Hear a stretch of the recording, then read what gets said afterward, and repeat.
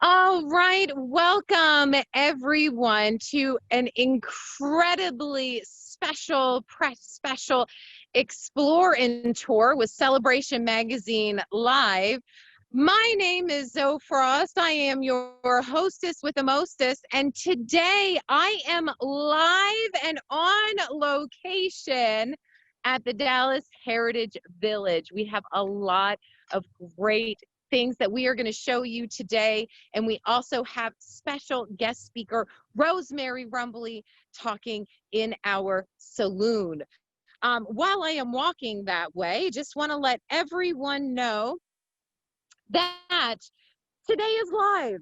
Today is in person. We are outside. So please turn your volume all the way up, because there are some areas we'll be filming outside. Also want to let everyone know that because we are outside and working off of our cellular signal today, we may have some hiccups with the internet, so just bear with us. So as I was walking around today, I went, how cute is that? Now, of course, you know me, you know Zoe Frost. I wanted to climb in that. I thought best not to, but it did cross my mind. And this is where we are going to start our journey for today at the Saloon. It's from 1904, and its original location was in Snow Hill, Collin County. So this rectangular false front building originally housed a general store. Today, it is home to a saloon, another popular gathering place where men discussed work, played games, organized fraternal events, and met for relaxation. Now, back in the day, ladies were not allowed as patrons in saloons, except women of dubious character could be found inside. So let's make our way into the saloon.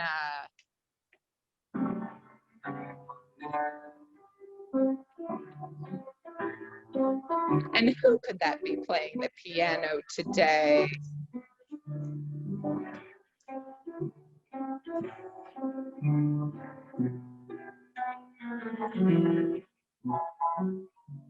Now, I will say I do not believe that Rose-Mary is a character of dubious nature. Not a pinch. But I did learn to play the piano on this piano. Here's the story. I'll tell the piano story first, and if there's some time left over, I'll tell the story of the saloon in which we are. In 1900, Dallas, Texas, my mother was 6 years old, and my grandfather, her father, bought her a piano. Now, you not only got the piano, you got a piano stool, a music cabinet, and a portrait of the kid that's gonna play the piano. There's Mama. Now, my mother just adored the set, the piano, the stool, the music cabinet, and Mama. And like all kids, she took piano, never did much with it. All of us that took piano and never made it, we all know one piece. My mother used to say, play that $5,000 piece. Now, lessons weren't that expensive when I was growing up, but in today's world, it'd probably be $5 grand to play 2 for 2. But beautiful scene. I grew up with the piano, the stool, the music cabinet, and Mom. Well, I'm old. I've got to get rid of my stuff. So I asked my children, do you want Granny's piano? Now, you not only get Granny's piano, you get the stool, the music cabinet, and Granny. They said no. I called Heritage Village. Now, this was the first park where we are now at Heritage Village. This was known as Browder Springs Park. because old lady, well, no, it was known as City Park because old lady Browder sold it to the city. Now, if she'd have given it to the city, it would be Browder Springs Park. But see, she didn't give it. She took the money. So it was Old City Park. No, it was City Park. It wasn't old. It was the only park in Dallas. And all the kids played in this park that lived downtown. And everybody lived downtown. My grandfather had a bakery on Main Street, across the street from the courthouse, and the family lived upstairs. So Mother grew up on Main Street at the West End Bakery that my grandfather opened. He was a German immigrant who came in 1884 to Dallas. We don't know why, but he came and opened a bakery. And the family lived upstairs, and Mother loved living on Main Street. She had a brother, older brother, and a sister, younger sister, and got the piano in 1900.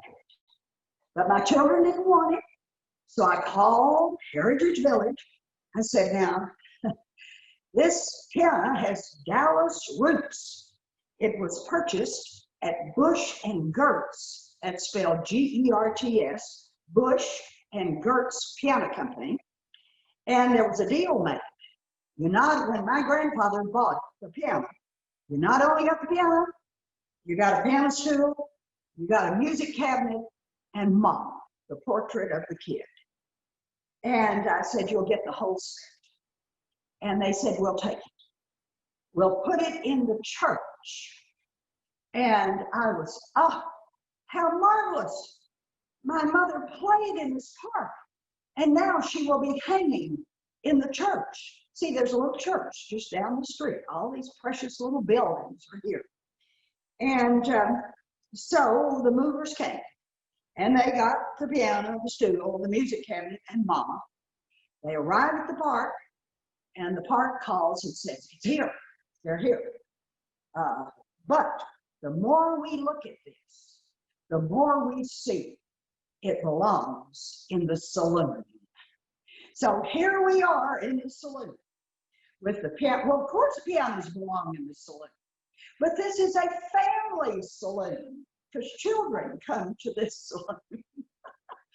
So in the old Westerns, they always had a nude woman, picture of a nude woman hanging over the piano.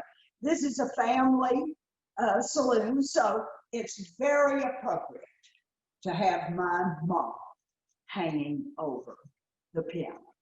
And I come and visit her occasionally. This is one of the days. And I know she is so thrilled being in a saloon because there was a saloon next door to the bakery on Main Street. In fact, there was a saloon in every block of Dallas in the beginning. Dallas was a wide open, wild city. And there was a saloon in every block. And next to the bakery was a saloon owned by the Curtis family. See, the Irish owned the saloons, the Germans owned the bakeries, the Italians owned the grocery stores, the Greeks owned the restaurants. See, this was a town of immigrants. And they came and worked hard. And my granddaddy, worked very hard in that bakery. And the saloon was next door. Now, my mother learned a great lesson growing up next door to a saloon. Because if you got drunk in that saloon and you spent all your money, there was no money left, you just drank it all up, the saloon keeper would throw you out on the street. And Mother said a hoodlum wagon would come after the drunks, called a hoodlum wagon. And they'd come out after the drunks and take them to jail. Now, if you were wealthy, Mr. Curtis would put you in the back room and you'd sleep off your drunk. So my mother said, I learned right away that if you're going to drink, you better be rich. So that was one of her great stories. Of course, all up and down Main Street were stores and kids and families. And Mother grew up in the midst of all that, being born in 1894. She saw it all. Do I have a little bit more time to tell about this saloon? Most certainly. Well, it's a family saloon. Because this is a great place to bring the family. Heritage Village. It started with a beautiful home that's there up on top of the hill, Millimore. Mr. Miller came to the Dallas area in 1850 from the South with his slaves, and they built that house, plus the log cabins that they lived in before the house was finished. In 1865, Mr. Miller freed his slaves and gave them all of that land, which is out by the Veterans Hospital out on Bonnie View. That was where this house was. And I remember my father saying, they're going to destroy the oldest house in Dallas, and that's such a shame. Let's see.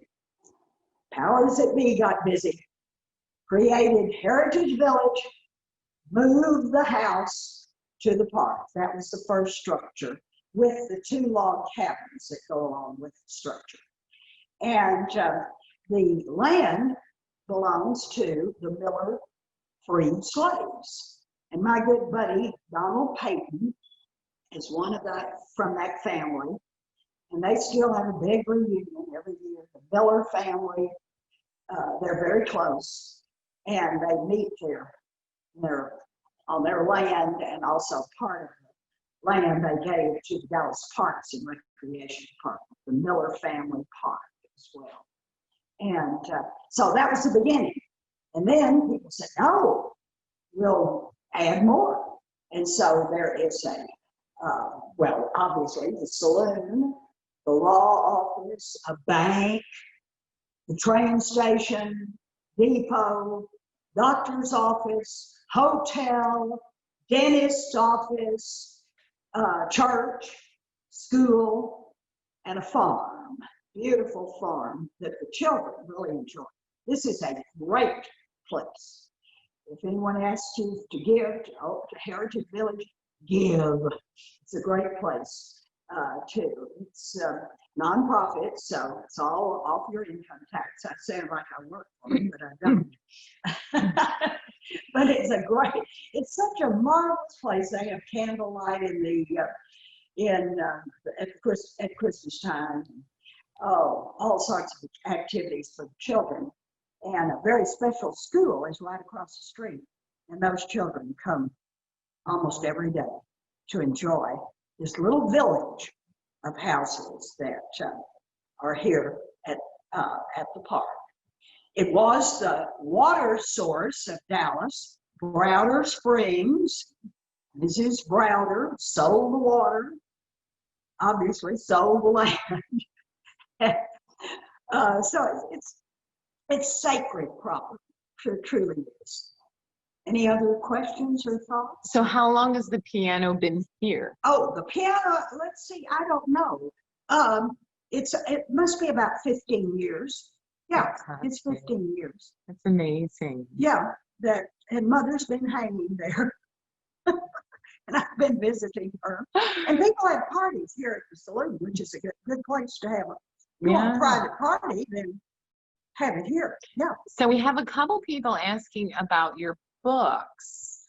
What are the titles of some of your books, Rose-Mary? Well, I started off writing about Dallas with my dissertation, which was the history of the Dallas Independent School District.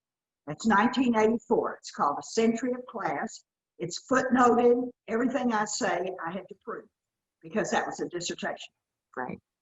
The publisher, Ed Aiken in Austin, made a lot of money on that book. So he said, do you have any other stories? And I said, yes. And I wrote the unauthorized history of Dallas because it has no footnotes. You just have to take my word for it and know that I truly believe I never let the truth interfere with a good story. Right. So and then the next one is Stories I'm Telling. Dallas 2 is the name, T-O-O. stories I'm telling again because I want to hear them myself. And those are more stories on Dallas. Then the Parks Department was 100 years old, and I wrote their story, and that's strolling through the park. And then when First Baptist Church, downtown Dallas, was 150 years old, I wrote the story of that, of the church. And I will be speaking at the Legacies gathering in January on crime in Dallas.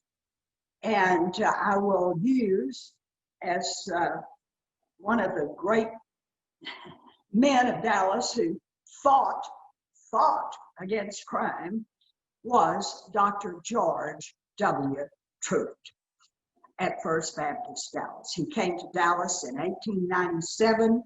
He had 3 goals. He wanted to shut down the bars.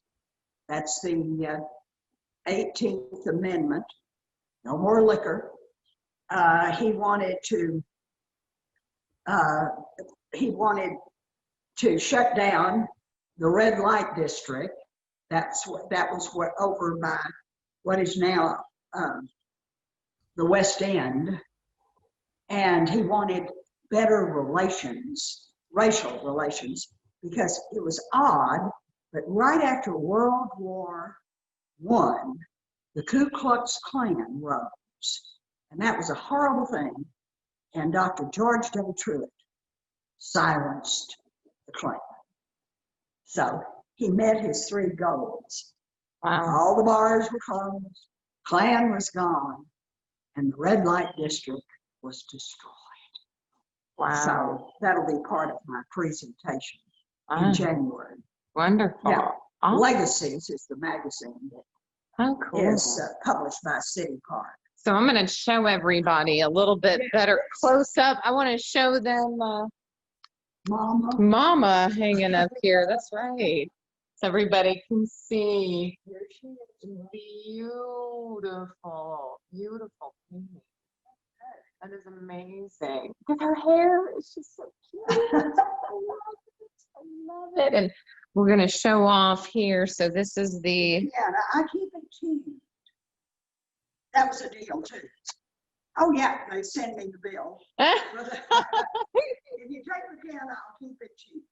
How nice. Look at it. Is it beautiful? Well, that was, right here. Though we can't hear Rosemary when she's talking right now, because just so you know. Okay. So Rebecca Rumford asked where the music case is. Do you know where the music? No. It's got to be somewhere. Yeah. Somewhere here. Beautiful. And here you go. You got the Richmond from Richmond, Indiana. That was big in 1900. Ivory keys. Oh, ivory, of course. Oh, real ivory keys. Oh, very neat. So we're going to show around a little bit. Rosemary, everyone loves you. Oh, they love your stories. Oh, thank you. Thank you for joining us My today. pleasure.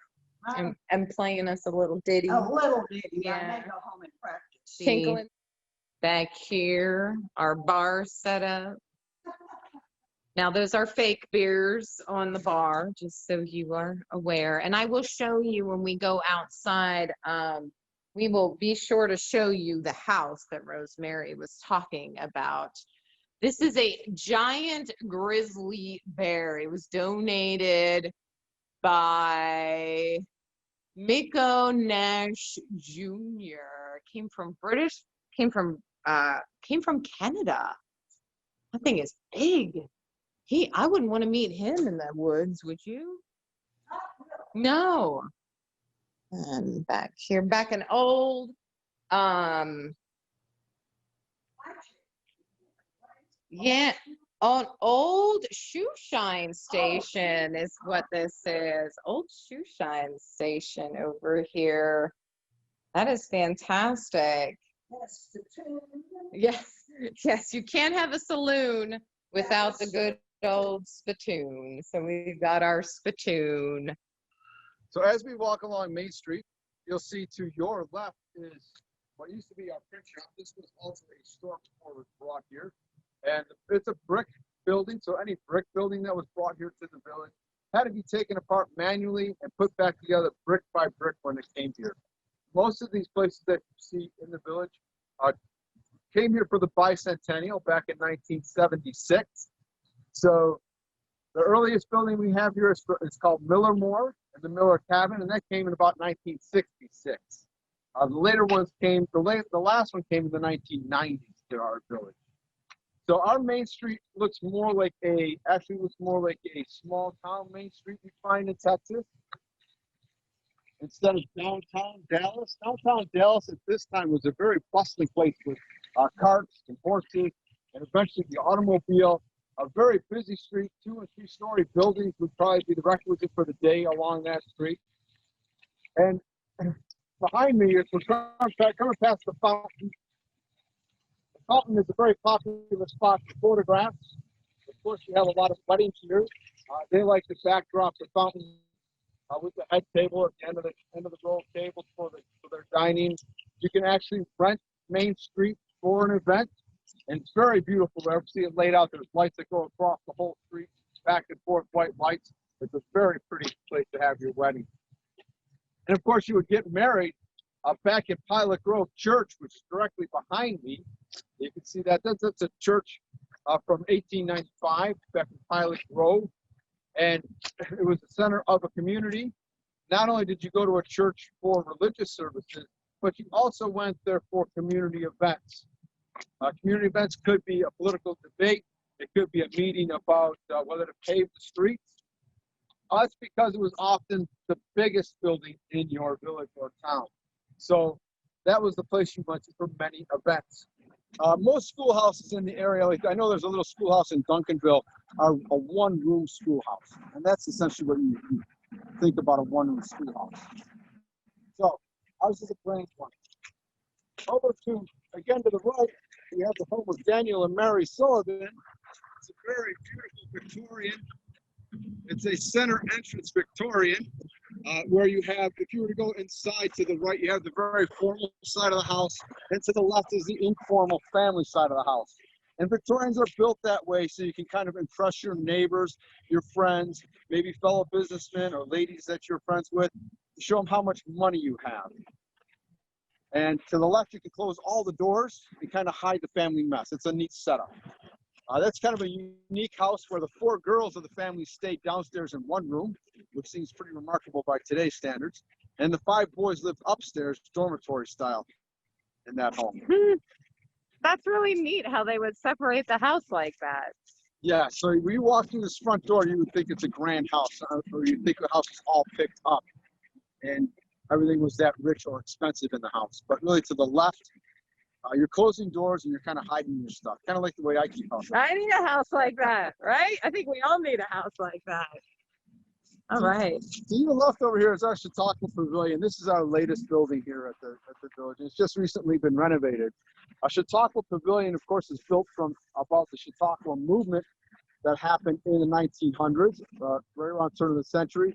And the Chautauqua movement started in Chautauqua, New York, and it was to bring culture, lectures, music to people in the outlying areas. A lot of times it's kind of a false belief, though, because if you know people in the summer, rich people are going to move to out into the country a little more, have their little villages and a lot of church camps, and they would try to have to bring their culture with them. They would build Chautauqua Pavilions. And if you ever went to Chautauqua, New York, where it started, there's beautiful homes that surround the Chautauqua Pavilion. It's a beautiful lake. So How neat. you can definitely see what I'm there. So this is the church that Rose-Mary was saying the piano almost went into, correct? This is what I almost went into, yes. This church is actually going to be featured in our tour coming up starting tonight. Ooh. We got a sneak preview of that. It's kind of not really the haunted side, but maybe the darker side of Dallas Heritage Village. And there's going to be a wake going on. And a wake at that time is the woman has, not just the woman, but somebody has to sit with the body for 3 days. Oh, wow. To make sure the person doesn't wake up. Because there aren't the same medical technology as there is today. So they don't know for sure if the person's sleeping, in a coma. So you sat with the body for 3 days. And that's where we get our term wake from now when we go to visit somewhere. Very neat. Okay. Beautiful, beautiful church. Very simple inside. If you were going there, there's no altar, there's no big cross or anything like that. Churches are very simple at that time, almost showing the humbleness of God. So Dan Johnson is asking, tell us more about the tour tonight. Is that something that's going to be ongoing, or? It will be ongoing. We're going to actually feature some things. Like I said, it's the darker side of the village. When you get on the tour, you'll go through Miller Cabin, and we'll talk about the enslaved that were at Miller Cabin. It'll proceed up to Gano, which we're going now. We'll talk about the advancement of radio, and what we're trying to hit with there is we're going to end up talking about the 1938 broadcast of War of the Worlds, which ended up in some mass hysteria. Right. Oh, yes. So pretty cool stuff. So and then if they would want more information about that, is it on the website for Heritage Village? it's on the website, it's on Facebook, and you can always call us here at Dallas Heritage Village. Okay. All right. Could somebody from Celebration put their website in the chat for all of our attendees? That way they can locate that information if they're interested in joining. I'm going to have to share with my family. Yes, it's a lantern tour too, so it's in the dark with lanterns. So it's pretty neat. Very cool. As we're moving on to Gano, it's kind of hard to see the other buildings around, but there is just behind me what we call the Rock House, and the Rock House is our bathrooms. That's an important part of history because it was built in WP projects, the work projects of the 1930s. Oh, wow. So if you're not familiar with that, there was a conservation tour and work project system which let young men go out and work because there was just no jobs in the Depression. So they formed these WP&CCs to get young people out working. And there were huge camps. There would be a camp as big as this Dallas Heritage Village of people working. If you're familiar with, I like to point out that Rivershawn Park, if you've ever been to Rivershawn Park, there is a ton of bridges and walkways done from that project. You can always kind of pick out the stone of a WP project. Now we're actually approaching Gano homestead, farmstead. We call it Richard Gano's homestead, but actually a family named the Andersons bought it, or made it. I'm sure they're going to talk about it here at the homestead. But Anderson built this. Richard Gano bought it in 1856. And a little bit of unknown history is that it's only actually up for sale by 1858 by Richard Gano. So it's really short-lived. Eventually, a family called Saunders is going to buy it, and they're going to live in it for about 80 years. Oh, wow. So they really keep the home going. Here we have some of the agriculture that's native to Texas out front. Of course, a lot of it's out of season. And waiting for us, we have Peggy and her husband, Gene, has gone to the back to call the chickens to see if he can call them up too. They're going to talk about the home, some of the things that they do here at the farmstead, some of the things that they like to do with the children when they come, and the simple projects that they can actually accomplish in the back. It's a real hands-on activity, and I don't want to see what they're going to say. All right. But they've got a lot to talk to you about. You know. Well, fantastic. Thank you for walking us through. You're welcome. Hi, Peggy. Welcome to the Gano farmhouse. Thank you. This is quite a charming home. It was originally in Grapevine, and we got moved here. And the street you came in on was Gano Street, named after General Richard Montgomery Gano, the most famous person who lived in this home. Wonderful. And this was considered a wealthy farmhouse. It had 4 rooms and upstairs, including, gosh, a dining room of all things. And we try to share with the children what life was like back then and let them get a real good taste of what they would have done if they had lived back in the 1800s. So we're going to peek in here. We're going to look at this dining room because that was a rarity. Look at this beautiful home. These were, when I visited out here before we started our tour, these were one of my favorite things out here. The sweet, sweet chicken. We're going to go into the back here and see a little bit more of the farm as we walk through. Farm is not just the farmhouse. It's also got all the outfit. Right. That's the barns. That's the sheep barn. So we've got the barn over here with our sheep, our tool shed, the washing area. wash area, a smokehouse. Wow. Root cellars in the back, the chicken house over there. Now, what is this? This is the kitchen. So the kitchen's a separate room from the rest of it, right?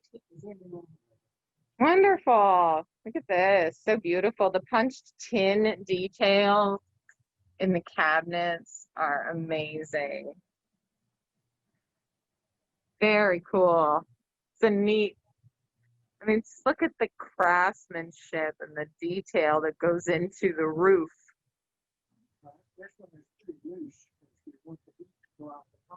So he's saying that the roof on this one is going to be loose compared to the house because it allows the heat to escape. Very neat. Oh yeah, you're definitely not going to get cold in the kitchen. Even when I cook now, my husband's like, oh, it's so hot. I'm like, I've been cooking.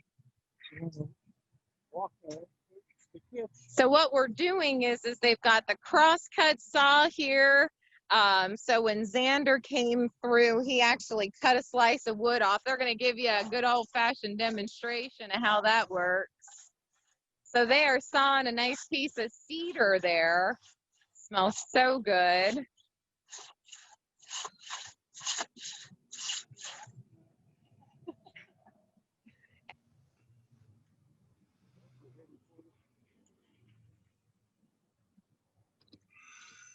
Oh, wow. I think I'm starting to see how this works. Okay.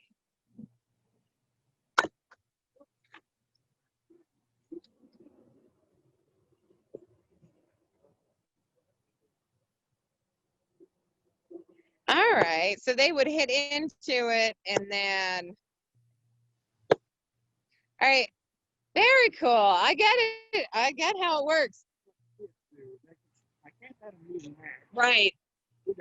Got it. So they do this way for the kids because obviously we don't want to lose any fingers. So I had somebody make a comment about, so for the kitchen, one of the reasons too was detached from the house was if there was a fire, it would keep the rest of the house safe. So that's, yeah, to lose the whole house is, yeah, that's it. That's it. We got some knowledgeable people in here. All right. Let's go visit those sheep. We're going to go over and visit the sheep. I'm going to walk around here.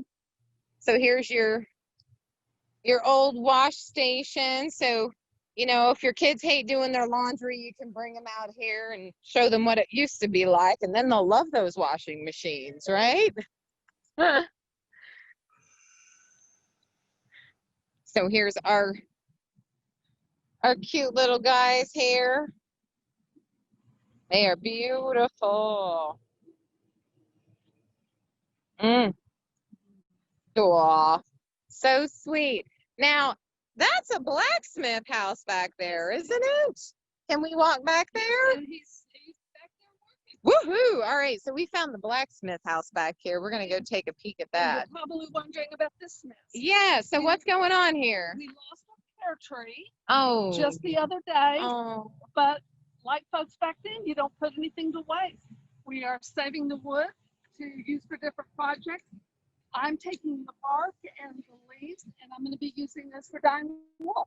Oh, wow. Okay, so they lost a pear tree. So the bark here that you see laid out is going to be used for dyeing wool along with the leaves. That is very neat. So yes, Brenda, it is open to the public now. Are there any buildings that are currently closed off still, or are they open? There are still a few that are closed off. Okay. The only thing is the buildings that are open, you're required to wear a mask when you go in. Yes. But most of them are opened up now. Very cool. So yeah, so some of them are closed, but if you do go into any of the buildings that are here, you are required to wear a mask inside. But it gives you, but even when we came through with Xander, I came through a month or two ago, and everything was wonderful. Fantastic. So down here is the blacksmith. It's going to be hot down here, but that's okay. Sorry about my nails, guys. I apologize. I keep grabbing it funny. So he's down here working. So he's got, wow, look at the size of the bellows that he is using in the back. That is amazing. So what are you working on right now? He is making a pair of tongs. So let's. Very cool. So the blacksmith made the tools for everyone else and himself. Anything made out of black metal was made by our blacksmith. See all the different things and items we've worked on. Now, I would think that these swirls would be pretty difficult to do, are they? No, he says they're easier than you think. Okay, so I did have somebody ask, where did you learn your blacksmithing skills?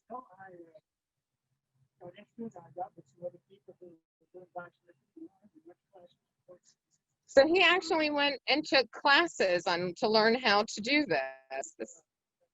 Very neat. So were those here in the Dallas area that you took those? Yeah, some in the Dallas area. Oh, wow. So he's also gone out to North Carolina for some of the classes. Very neat. Very neat. Wow. I'm just amazed by the size of those bellows. Oh, look at that. Christy said you could take blacksmithing classes at the village. That is really neat. And then now this is your to sharpen knives and saw and axes and things. Yes, your sharpening stone. Very neat. Beautiful, beautiful. You want to walk us through the house and show us some of the rooms? I would love that. Okay. Howard Hughes. Howard Hughes was Richard Ganot's grandson. Great grandson. That's amazing. How neat. All right. I love that sort of thing. Yeah. So where would you like to start? You lead the way. This is my favorite room. Well, I could see why. There's lots of wool in here. There's lots of wool. And we've got cotton and linen to demonstrate. Oh, wow. So we've got wool and cotton. Oh, can you spin? I can see. Oh, This is a great wheel. This was usually used for cotton. It could also be used for wool. okay. You had the sand to use this one. And for those of you who are fairy tale fans, this is the spindle right there. Oh, neat. And my favorite piece of trivia in this room is the skein winder. Okay. Because when you wind 90 yards of yarn on that skein winder, it makes a popping noise, so you know you can stop because you have a skein. So you wind 90 yards, you said. Yes. So then it will pop and let you know that you are finished winding your 90 yards. Right. But back then they didn't call it a skein winder. Okay. It was called a weasel. A weasel. It was called a weasel. It wasn't called a skein. And Pop goes the weasel. That's great. Oh, how neat. Okay, so what's in our baskets over here? This is very dirty wool. Okay, so this is wool. That is cotton over there. Wool. And the white is cotton. Okay. White is cotton. Yeah. And then there is flax, Flax. which is used to make linen in that basket. Oh, wow. You just have so much fun out here, don't we you? do. Oh my gosh. And then these are all naturally dyed wools. Very neat. Okay, so I'm going to ask, because I know I knit, and I know we got a lot of knitters in our group that are watching. So do you make yarn here, and is it sold anywhere? I don't sell the yarn that I spin because I have a tendency to make lace weight yarn. Okay, what is that? Help. Very, very thin yarn. Okay. Which means the skein takes me about 25 hours. Wow. Nobody wants to pay for that. Yeah, that's a lot of work. So that would be more like your weight for socks. Yes. Okay. Or a lace shawl. Okay. Very neat. But if you want to learn how to spin, once we can get back open safely, we'll have to show you how to do it. How neat. You hear that, everybody? If you want to learn how to spin your own, you can do that once we are open safely to do so. Amazing. Yeah, this is my room. I agree. This is my room too. I like this. So whose room would this be normally? There's a bed in here. Yes. So would this be a child's room No, or? the children all slept upstairs. Okay. We call this the spinster's room because a woman who spins is a spinster. And also back at that time, if you were not married and you were a proper woman, you would not live by yourself. You would hope a family member would take you in. And oftentimes when a family took you in, you did the spinning and weaving for the family. And since you did the spinning, you were the family spinster. Interesting. That's the history behind why unmarried women were called spinsters. Yeah. Very neat. Very neat. All right, show us the next place we want to go. Oh, get out of there. He's helping himself. He's He is. our rooster buddy has been helping himself to the feed He's a here. very spoiled rooster. He's so sweet. I want to pet him. Oh, you can? I can? Can I? Yeah. Let's see. Will he let me? Oh, aren't you pretty? Oh, I heard you. You made some noise at me. All right, so this was our dining room. And this dining room automatically elevated the owner of the home to being very well-to-do. It Interesting. was quite rare to have dining rooms as it is. Mhm. To have a dining room in a farmhouse back then was unheard of. Wow. Wow. But one of the funny things that I learned recently is that when they moved in, General Canelo and his wife moved into this house with their children. They'd have the dining room already, Mhm. so it was considered well-to-do, Mhm. but the house still had dirt floors. Oh, okay. Interesting. So we are on wood plank floors right now. So Yes. originally it was all dirt floors. Right. Wow. Not quite sure when the plank floors were added. I'm assuming she was so unhappy that her husband took care of that pretty quick. I would think so. So is there any history behind the china that is on the Yes, table? This is the blue willow pattern. Very famous today. People still use it. Mm-hmm. It was used back then. Oh, wow. And when you look at the pattern, you'll notice there's different versions of it. Mm-hmm. That's because the English designer of that pattern neglected to copyright it. And it proved to be popular, so everybody was copying it. Oh, wow. Okay. So, like, if you look here, you'll see, so this piece is a little different from this piece. So that's kind of what she's talking about. So I would assume this was made by someone else. Yes. Yeah. And even the picture is just a little different, but still the same, but different. Mhm. And then probably one of our most asked questions was everyone really short? And that's why the store Okay, is so like this? I have to show you guys this, and so you can see I am standing in front of the door to get into the next room. So I would have constantly hit my head. So we're going to learn why it's that way. All right. The reason why is because originally this was an outside wall and this was a window. They already had two doors, window, fireplace on that wall. So when they needed to put the door in here, if they had cut up, they would have risked the integrity of the house and it could have collapsed. So they just cut down.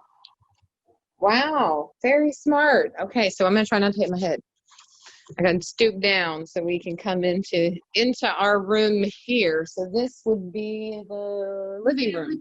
Yeah, okay. And we've got a pump organ here. Oh, neat. So that's a pump organ. And the clock, store-bought furniture. All more signs that he was well-to-do. So store-bought furniture in the home. It wasn't handmade. So So because it was store-bought furniture, I'm going to come this way so you don't get the glare from the light as much. Because it's store-bought furniture, that was a sign that he was wealthy also. And then my favorite toy is this. It was the 19th century virtual reality. There you go. That's our 19th century virtual reality. So let's look at this a little closer. Gosh, that is so old and neat. When you look through the eyepieces, you get a 3D picture. Yeah. Very neat. Very neat. Thank you, Rebecca. I appreciate that. And then the big old hearth here in our parlor. Gosh, it's just beautiful and grand and amazing. Very neat. Oh, look at that. Look at this armoire in the corner. Look at how beautiful that piece is. So that would be a store-bought piece, or is that a handmade piece? That I'm not sure. Okay. But I'm thinking that would be store-bought. Wow. We're taking some amazing craftsmanship to get the curved doors. Yeah. It's that is beautiful. Would be so beautiful. All right. So is our master, is this our owner's suite across the way? Yes, Okay. And the bathroom. Oh. Here you have your other spinning wheel, which is more your traditional style. Oh, look at the tiny little spinning wheel. So cute. All right. And there's your bathtub. Oh, that's where I'm taking my bath tonight, guys. I don't know if I'd fit. I'm awfully leggy for that. But there's your bathtub. So this also doubled as the bathroom. Yes. Yes. But they had a fireplace, so you can quite often the bathroom was in the kitchen. Say that again. Quite often the bathroom was in the kitchen. Because you could warm the You water. could warm the water. Very cool. But since this house is big enough with multiple, you can take your bath lots of places. And that's nice. Very beautiful. Do we know who the picture is above the fireplace? No, we don't. No, okay. I wish we did. I like to ask because you never know. So how long, okay, so I see, so we have a cradle here. Yes. How long would the children stay in this room until they moved upstairs? I would imagine, I'm just going to guess, Okay. I would imagine that once they were able to walk and they were winged, Okay. they went upstairs. Wonderful. So they would use a chamber pot in here, correct? Yes. We have one. Very well hidden. Ah, there we go. Hidden nicely under the bed. Let's see if you can see it. It's dark and I'm dark and it's dark and it's dark under the bed. It basically looks like a small flower pot, a small ceramic flower pot. All right. Can we go upstairs and see the children's area or no? You can. Okay. I warn you, it's insufferably hot right now. Okay. If you don't want to go up, I'll go up by myself. No, I'm fine. Okay. I just didn't want to take you up there and have a big issue. Oh, I'll be. I suffer for my art. The steps are very steep. I see that. So You've got a rope. these are some really steep steps that we're gonna walk up. You guys are gonna come with me. We are going up into the area where the children would sleep. It's dark in here because there are only small windows, so you're gonna have to bear with the. So it's hard to see what's up here, but you have several beds on large beds on this side. You have a little play table over here. And then this is a workspace over here. Okay, so then they also had a workspace over here. It's a little hard to see. I do apologize because of the lighting. Okay, so back when they were using this house, would they have been taught by their mother, or would they have gone to like a one-room school? Or I can't say for sure. Okay. My assumption would be they would have been taught by the parents. But from what we can tell, when the Canelos lived here in the house, they moved here pre-Civil War. They brought 6 enslaved with them, 4 field hands and 2 women, one to do the cooking for the family, one to take care of the children. Wonderful. We do know that the woman who took care of the children could read and write. Ah, okay, wonderful. So we are thinking that either the family educated her or Mhm. possibly before she became with the family, if Okay. she had been educated. This is it's so neat. It's and this area here, so this would have been open. Yes. This would have been completely open. So you have your left side and your right side, and they're all so okay, so help you understand what I'm looking at. So this was our spinster room, right? Okay, so this is our spinster room. There's no doorway. It's just its own separate room, so you can only access it from the outside entrance. And then your master bedroom. It does have a direct entrance to go out front, or you have the center entrance. And then I guess these would be your more public areas, right? So your public areas with the parlor, the family parlor, and the dining room are connected, so you can access both of those. Okay, I saw a question come through. Okay, so no. Okay, Chris is great. She's answering all of our questions in there. So she's doing everything for us. So this is beautiful. Well, thank you so much for your tour of this area. I was born in the wrong time. I feel it in my bones. But thank you so much. We're gonna walk. Well, thank you so much. We're gonna head back out this way. Is that an old outhouse over there? Yes. Look at that. I gotta walk over here so people can see it. I just seen all kinds of fun things. This is going a lot longer than expected, but I hope you guys are having fun, because if you can't tell, I am. So we've got our old outhouse is right there, right above where my nail is our old outhouse. All right, we're gonna walk out this way to experience.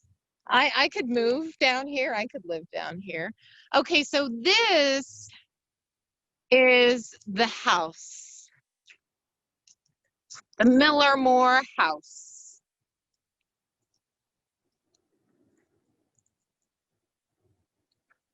So it was originally at 3110 Bonnie View Road in Dallas. But isn't this a beautiful home? So this was the original home.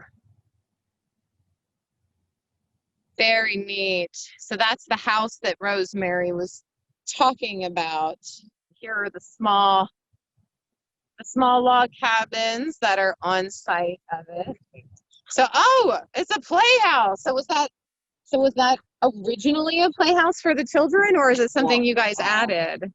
Evelyn Miller Cole decided that she was going to build a playhouse so that she could show her kids, and they'd be the grandkids of William Brown Miller, Okay. how it was living in the cabin as a young child, so that they could play in their own little log cabin playhouse. Very neat. Very neat. And they lived in the cabin till the house was finished. Is that correct? That's right. Yeah. That's right. So, the cabin is from 1846. It's a typical pen structure, usually north-south facing. So you have a breeze blowing through it. When William Brown Miller came here with his wife, came with 5 kids and 4 slaves. Wow. So they all lived in that together. They lived in this, and then he brought a teacher from Kentucky here also. Oh, wow. Okay. Now, the sign says that up to 20 people stayed in this cabin. I kind of dismissed that as maybe happened 1 or 2 nights. Okay. And they said, okay, it happened. Yeah. Because it happened, but, I tend to think that there were probably not 20 people in there consistent. Yeah. So I had someone ask, what is the oldest building in the village? In the village, yeah, would be this cabin. So this cabin. And the cabin you saw. And the farmhouse cabin. The double pen cabin back there. Very neat. So we got to see both of the oldest structures in the park. All right. All right, everyone. Well, that was our tour for today. I know it went long, but I get excited, and I'm a history nut, and it's really great to learn all about this. So thank you so much for joining us. I hope you enjoyed our super special live tour of Dallas Heritage Village. Make sure you check them out. Come visit. It really is something spectacular to see. If you've got young ones in the family, make sure you bring them out here. My son, who is a computer nut and lives on his computer, enjoyed being here and had a great time when we came and visit. So thank you everyone for coming. I appreciate it. Enjoy your day and au revoir. I'm signing off. Dan, you want to unmute everyone? Thank you so. Thank you. Thank you. Great. That was great. Yay. Wait, you're gonna get your team pretty soon. You better be careful. Thank you, thank you. Thank you. Me. I'm just going to keep walking while everybody's still in here. Thank you. Great job. Bye-bye. It was lots of fun. Dan and Joe, good job. Oh, Great job. Thank you, guys. Good job. Good job.